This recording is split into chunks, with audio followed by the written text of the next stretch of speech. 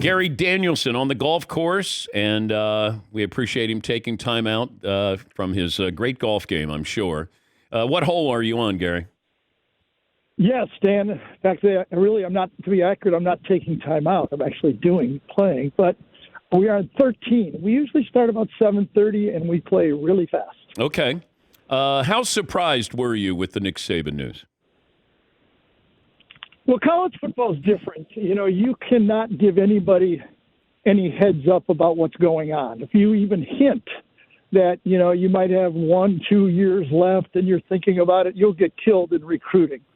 So I knew whenever Nick decided to do it, it would be a surprise or very few people would know about it. I don't even think his staff knew about it.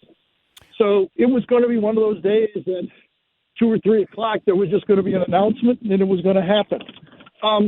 Did I think it was going to happen now? No, didn't realize that. There is a bit of a transition, I think, for his football team. I think he was really proud of the way this last team played and the job he did. So, I guess it kind of makes sense. I think Pete and Bill and Nick are all the same age. They're 72 years old. Yeah, but it feels like Pete Carroll still wants to coach. Belichick still wants to coach.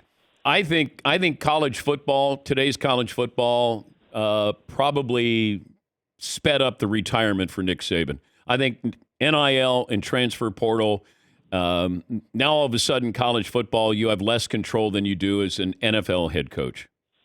I think that's a good observation.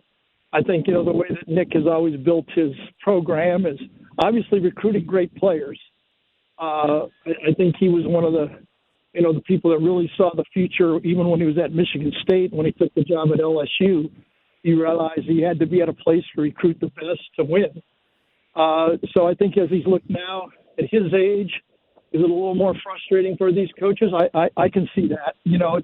It sure is different. I've heard stories now from coaches that when you walk into a recruit's room, before you say anything about what type of offense you're playing, they want to know, let's get right down to it, how much am I going to get? And I think NIL really doesn't explain the process. I don't think it's NIL. I actually think it's pay to play. The importance of Saban to the success of the SEC, how do you quantify that? I think it's immeasurable. The fact that he left Michigan State and went to LSU, I think he saw kind of the future. I think the demographics of the Midwest changed. I think Nick was a bit frustrated and he realized to be at the right school in a state where he could control recruiting, the way Ohio State, he coached at Ohio State. He was at Michigan State. It's an interesting job, Michigan State. You're right there in the middle of the state, and the players are south of you, and 3 of the most famous schools in college football are just south of you, Notre Dame, Michigan, and Ohio State. So, everybody was shocked, but I think Nick Saban's, he saw the future. He went to Michigan State. I think he got a couple breaks in his career, though. One, his staff did not go to Michigan State. And I think he used that very wisely to hire, the Will Muschamps and the Jimbo Fishers, really hungry, good young coaches that recruited well.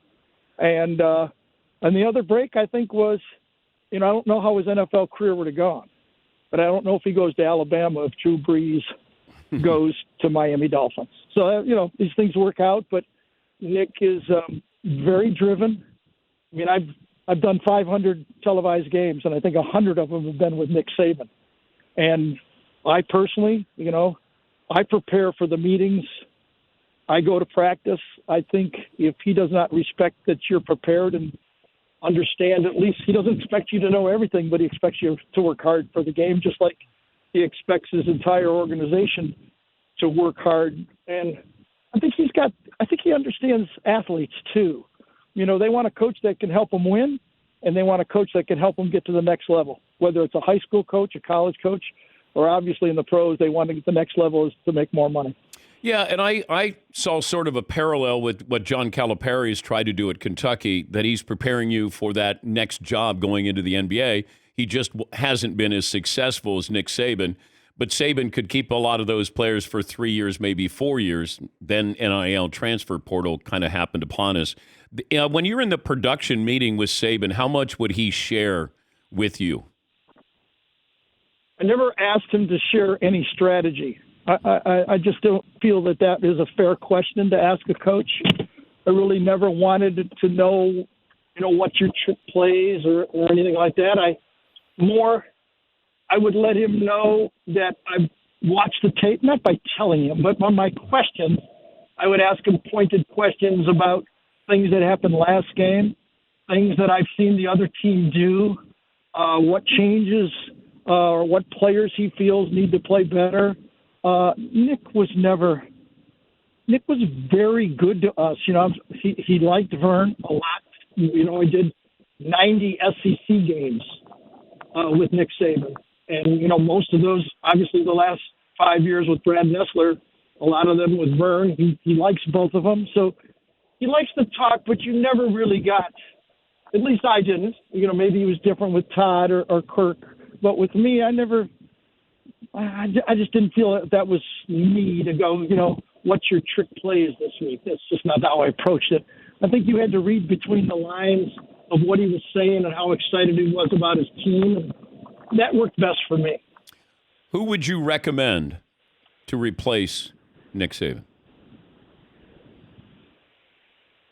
Well, I think the names that are out there are all good names. Dan Lanning would be a really good, Norville would be a really good choice. Obviously, there's the connections with Lane. Those all make sense to me.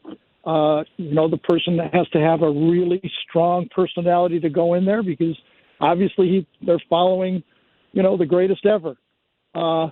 It's not an easy job for anybody because the measurements at Ohio State or, when we're talking about it's win them all, yeah. or it's not a great year. Yeah. So, that's one of the things I really talked about a lot when I did Alabama games.